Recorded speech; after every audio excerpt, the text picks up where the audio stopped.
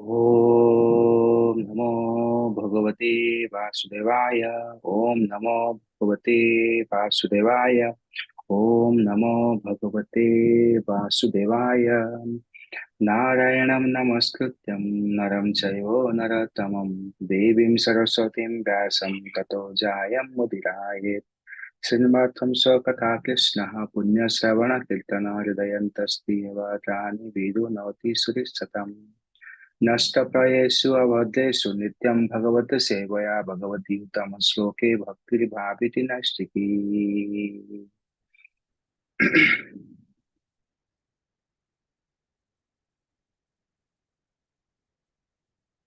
ओम ज्ञानन्तिरन्धस्य ज्ञानञ्जनशलाकया चक्षुरुन्मिलितं येन तस्मै श्रीगुरवे नमः। मुखं करोति वाचालं पङ्गुलङ्घयते गिरिं यत्कृपातमहं वन्दे श्रीगुरुदीनतारिणं परमानन्दमाधवं Sri Krishna Chaitanya ईश्वरम्।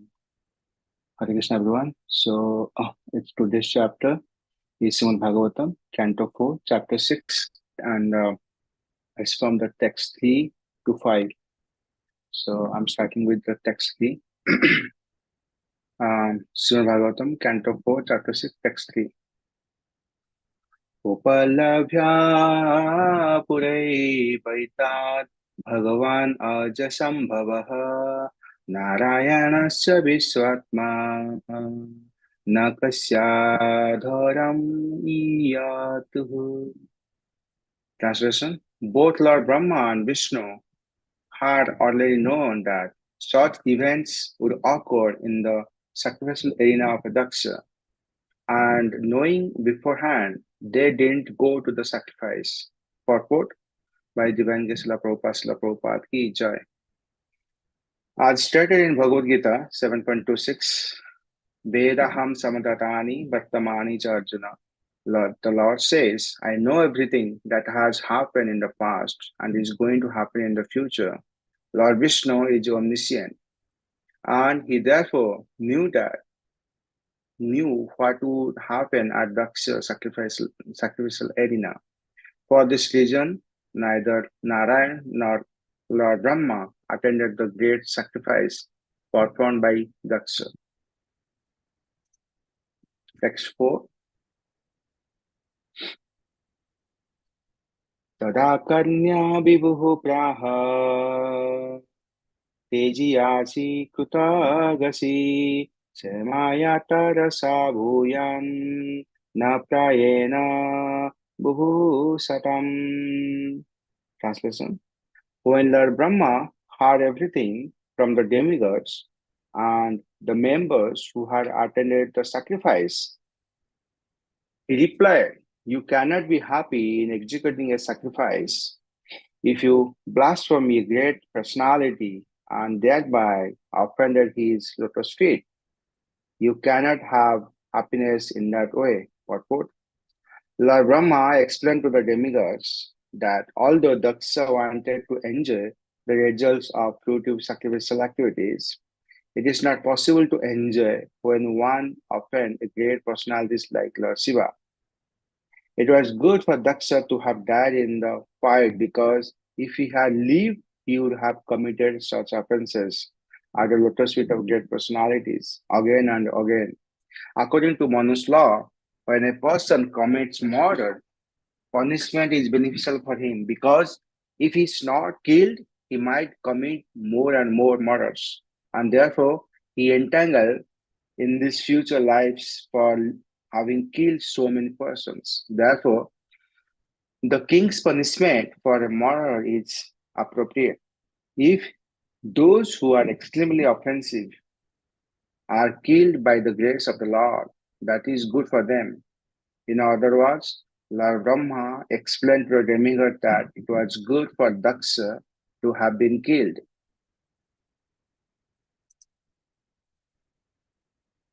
Verse 5. Athapiyam kutakil bisabhavam yavari sabhaga bhajam paraduhu prasadyadham parisudha cetasa ksipra prasadam Pragritangri Padmam. Translation. You have excluded Lord Shiva from taking part in the sacrificial rituals, and therefore you are all offenders at his lotus feet. Still, if you go without mental reservations and surrender unto him and fall down at his lotus feet, he will be very pleased. Purport: Lord Shiva is also called Asutos. Asu means very soon, and Toso means to become satisfied. The demigods were advised to go to Lord Shiva and beg his pardon, and because he is very easily pleased, it was certain that their purpose would be served. Lord Brahma knew the mind of Lord Shiva very well, and he was confident that the demigods who were offended at his lotus feet could mitigate their offenses by going to him and surrendering without reservations.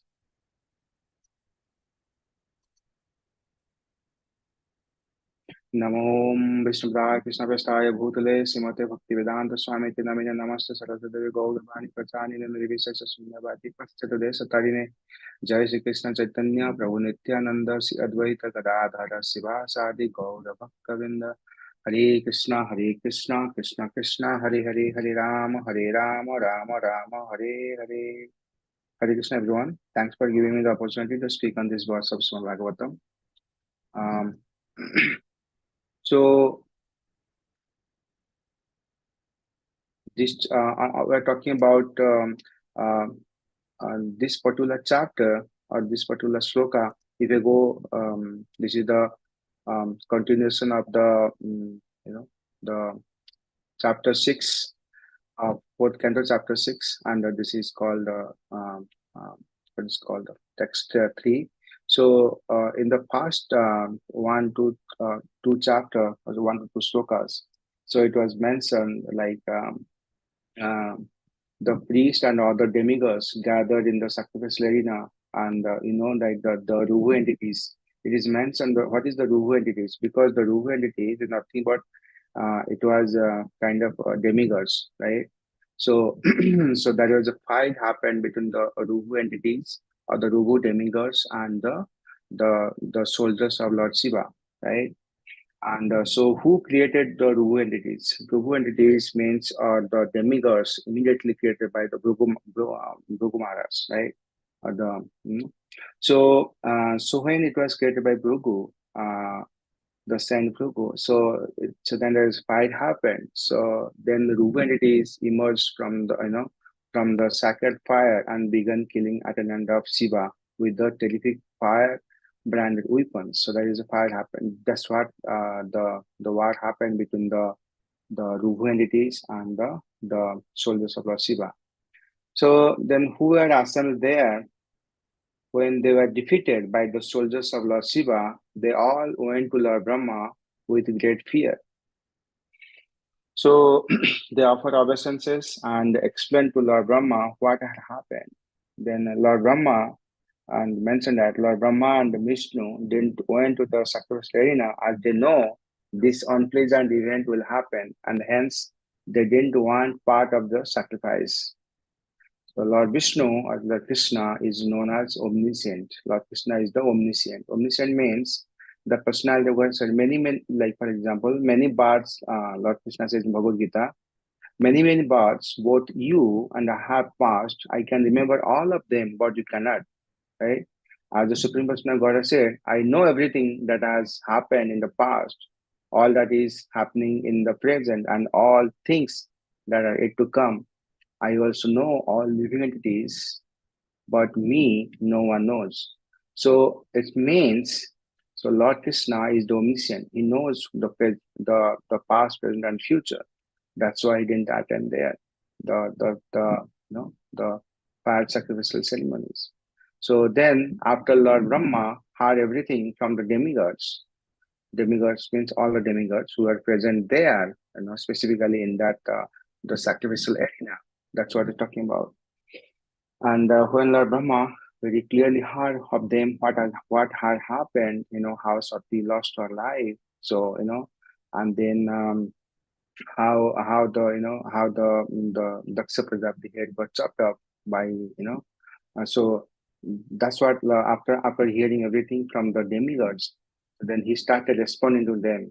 Okay, so that was something Lord Brahma is instructing them or explaining them the scenarios.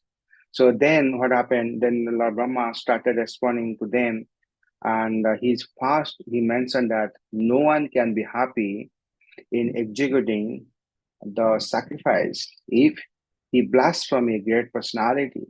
He cannot be happy in mentally or spiritually. So, which means if you blaspheme or if you can disrespect great personalities or a Vaishnava, you cannot be happy. And then he mentioned those who are in the support of Daksha are also offended at the lotus feet of Lord Shiva, because Lord Shiva is the Vaishnava Nam Yathasambhu, right? He is the greatest of all Vaishnavas. So this is what happened in the yajna, Daksha yajna. Like Mother Sati also, she went there with even though Lord Shiva said, "Do not go there," because Lord Shiva also knows the past, present, and future. Lord Shiva knew this is going to happen, but still Mother Sati went there to the sacrificial arena. And when Mother Sati went there, and so Lord Shiva is the Vaishnava, Mother Sati will be the Vaishnavi, right? So when a Vaishnava is offended, so it's the responsibility of another Vaishnava to defend, right? So there are two things. The Shastra says, if in front of someone like you, so someone is offending a Vaishnava, so immediately you have to protect for the Vaishnava. That's your rules. That's your what's called. You have to follow that one. And the second thing is that if you cannot defend it, then you can immediately leave that place. Okay, and there is also Shastra mentioned, if there is so much offenses at the lotus feet of Vaishnava happen, then that you can fight, or you can leave your, or you can die, or sorry, you can fight over there. So that's what happened, in the sacrifice arena, because Mother Sati also, she is a Vaishnava, so was fighting for Lord Shiva, and same thing happened, when when Lord Shiva knows from Narada Muni. So at first he knows what had happened in the sacrifice arena, right? And then the past time. So what happened? Lord Shiva just pulled out one hair from his hair, from his hair, and then one what's called one big giant demon got created out of it, right? So then how he devastated the sacrifice arena. That's what happened. So that the so I was hearing one lecture that mentioned that one, if a Vaishnava is getting offended, so this is a fast responsible to protect the Vaishnava. Okay, and so then here it is mentioned, like couple of things in the Hari Bhakti Vilas, about mentioned of Vaishnava Aparad. So this is what happened, because Lord Brahma is instructing that you guys, like on all the demigods, you made Aparad at the lotus feet of Lord Shiva, because he is the greatest Vaishnava. So how do we know about Vaishnava Aparat? When I could know? So this is mentioned in Hari Bhakti Vilas. So when one blasphemes a Vaishnava, he loses his religiosity, wealth, fame, and children. So this is what will happen if you do a Vaishnava Aparat. Basically, he loses everything: the wealth, the fame, the children, the religious principles, and everything. If one beats a Vaishnava, blasphemes a Vaishnava, shows disrespect to a Vaishnava, gets angry upon a Vaishnava, or does not express joy in seeing a Vaishnava, he goes to hell. Oh, just we should be very careful to dealing with the Vaishnava. We should be very careful about it. Okay, and this is also something is also mentioned in the same Hari Bhakti Vilas. So four kinds of blasphemy to a Vaishnava. The first is called to find fault with a Vaishnava for his apparent low birth. Okay. And second is to blaspheme him for his previous faults. To blaspheme him for his accidental fault. To blaspheme him for the faults that are almost rectified. So we should not do this. And then it says, the Vaishnava Aparad includes the following actions of body, mind, words, and the heart. Also, this is something that's mentioned in the Skanda Puran about the Vaishnava Aparads. So it says, so basically in the Skanda Puran, that is the 6 types of Vaishnava aparat, it mentioned the first Vaishnava aparat as per Skanda Puran is says, one who kills a devotee. Okay, that's obviously a Vaishnava aparat. Second is that one who blasphemes a devotee. Third is one who is envious of a devotee. That is also Vaishnava aparat. And then one who fails to offer obeisances to Vaishnava upon seeing them. Okay. And fifth one is one who becomes angry with a Vaishnava. That also Vaishnava aparat. The sixth one is called one who does not become joyful upon seeing a Vaishnava. These 6 classes of foolish men who blaspheme Vaishnava go to the worst kind of hell along with the generation of their ancestors. So the Shastra says is we should be very, very, very careful about doing any aparat, Vaishnava aparat. Well, so then what to do? So it mentioned that if you, for example, knowingly or unknowingly, so if you do Vaishnava aparat, this is what is very easy to rectify your mistake. The Shastra says, in case if you do a Vaishnava aparat, it says, if by chance one commits Vaishnava aparat, then he must be forgiveness from the Vaishnava very, very, very easily by holding his lotus feet. A Vaishnava is very merciful, so he will immediately embrace him and forgive him for all his offenses. So this is what we have to do. And so what happened? Like if I give a couple of examples, like what happened the Vaishnava Aparadas and how how it fell down. So as you know, the pastimes of Lord Brahma. So when Brahma created a beautiful girl, that's basically Brahma's daughter, right? So after creating his daughter, so Brahma himself got captivated for his daughter himself, for his daughter. So Brahma wants to marry his own daughter. That's what the aparad. Aparad means that is a fault in Brahma, right? Because he could not control his sex desire. So that's what happened. But it had happened. I know, like everyone knows that is Brahma has a fault. Brahma did mistake. Everyone knows. Still, he's a Vaishnava, right? So what happened? So then the same incident, to what had happened, Brahma did some mistake. So similarly, the same thing was discussed by who? The sons of Marichi. Sons of Marichi, they're discussing, oh, Lord Brahma is the creator, but he did all sorts of mistakes and blah, blah, blah. He was just discussing this thing. So what happened? They fell down from their consciousness, So similarly, it mentioned if a Vaishnava, he did any kind of offensive things, or he did any bad activities, or something he did, he was still a Vaishnava. So we should not discuss about it, because what will happen if you discuss something that was done by Vaishnava, so we are doing a Vaishnava aparat, and we will fall down, because whatever he did for the for the specific time that are overcome, right? So we should not. The thing is that if you discuss a bad qualities of a person, so as per scriptures, for example, a person did something bad, right? So you are keep repeating, okay, oh, this person did a bad thing like this. We are keep, so this is how our mind will be polluted. Okay. So because we are thinking the bad consciousness mind, bad things about the person, he did something bad, we just keep repeating, keep discussing that fact. So part of the bad karma that person did, we are also getting the same karma, because we are discussing the same activities, whatever happened, you know. So we should not discuss such kind of things. And so it says that's why if you want to become happy, so then do not discuss the fault of great personalities. That's what his Shastra says. If you want to become happy, do not discuss the fault of the great personalities.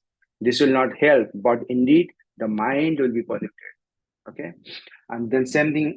So I'll give an example of Maharaj Pariksit. So then, as you know, so when Maharaj Pariksit gave 5 places to Kali Yuga, at first he gave the four places to Kali Yuga to live, but after the request, he gave another place to live for Kali Yuga, and right? So the another place is called the unlawfully earning the money. Those peoples are earning the money unlawfully, means by cheating. So the Kali Yuga will live there. So in Kali Yuga, basically what happened, if one commits mistake by his mind, right, it is not counteracted in Kali Yuga, and he is not contaminated or not entitled for punishment. For example, he do something, something offensive, or we do mistake by your mind, right? So in Kali Yuga, even it's still considered it's not offensive, or you're not get the punishment for that. But in the previous yugas, like in the Satya and Treta and Dwapara, even though if you do mistakes in your mind by thinking something bad about the person, you are still you are at that time, someone has to get the sins for that activities. But in Kali Yuga, it's not there. So another benefits of Kali Yuga is that if one thinks of good work, by his heart, but he didn't materialize, executed that work, he's still eligible to get the benefits of that good work, because he was thinking by his heart to do something, do something good for others, or for the Lordship, or you can say that you are thinking about, for example, you want to prepare a kind of big temple, or something for the Lordship, but he could not fulfill. But still, if you're by your heart, if you're thinking pure heartly, like I want to do something, I want to serve the Lord, like this, in a good conscious mind. Even though you cannot materially fulfill it, you are still getting the good benefits out of it. That's what is mentioned. So that's the reason. So Parikshit Maharaj gave places to the to Kali Yuga. And then one more thing is say that, okay. So it says that, okay, so on regarding the same point, so I was talking about the 4, Srimad Bhagavatam, Canto 4, Chapter 6, and Text 4. So that's why Lord Brahma mentioned, if you do any mistakes at the lotus feet of guest Vaishnavas or great personalities, so you cannot be happy. So it's mentioned that if one's mind is polluted, he cannot be advanced. So the fasting is that he has to purify his mind, right? And it's mentioned that so how to control the mind. So it's mentioned that Lord Krishna says in Bhagavad Gita, manha prasada samyutam, right? So by and satisfaction, simplicity, gravity, self-control, and purification of one's existence are the austerities of the mind. So this is how you have to control the mind. So if someone sees bad qualities in others or any sinful activities he performed, and when he try to talk about it, we will get also the same sins of bad activities that person performed. So we need to control our mind to always think of Krishna. So we'll avoid such kind of offenses as well. If you do ninda, for example, if you do ninda charcha, or the condemnation or blame, our mind will be polluted. So that's why it mentioned that Lord Brahma said, here is the chapter in the text 5, it's mentioned that you have excluded Lord Shiva from taking part in the sacrificial ritual, and therefore you are all of offenders at his lotus feet. Still, if you go without mental reservations and surrender unto him and fall down at his lotus feet, he will be very pleased. So it is mentioned, Sipra Prasadam means Lord Shiva is known as Asutas. Very quickly, quick mercy means Asuta. Lord Brahma said that even if you bow down to Lord Shiva, he will be pleased. Lord Brahma is instructing to whom? The Ruhu demigods, or the demigods he is instructing. And then we should take shelter for not only forgiveness, but also to accept if any punishment. For example, if you are trying to be Saranagati, so what the rule for the Saranagati, we should take shelter of for not only for forgiveness, but also to accept if any punishment. So Paramatma resides in everyone's heart. By seeing the nature of his Saranagati, he will get forgiveness. The mood should be like this when take Saranagati to Guru or Vaishnava, to the Lord. So it is said that the beauty of the beauty of a tapasvi or the saintly person is forgiveness, because there are many instances in the spiritual history of the world in which many saintly persons, although unnecessarily harassed, didn't take any actions, although they could have done so. Why? Because the tapasvi or the or the great personality, If someone did any bad thing to him, but they are kind of neutral. They don't react to this. The reason being is mentioned here because they said, this is from the Srimad Bhagavatam. My dear Lord, if in some places materialistics who are already bewildered by the insurmountable illusory energy of the Supreme Lord sometimes commit offenses. A saintly person with the compassion does not take this seriously because knowing that they commit offenses because they are overpowered by the illusory energy. He does not show his prowess to counteract them. So that's the greatest quality of a Vaishnava or the great personality. Even though why? Because the great personality or the saintly person or the tapasvi thinks that that person did bad to me because that person has been overpowered by the illusory energy of the Lord. That's that thinking process. So that's why they don't disturb their mind. They are always in the samadhi. So with this note, I'll stop here. Please forgive me if I made any mistakes while explaining the verse of Srimad Bhagavatam. And okay, thanks everyone. So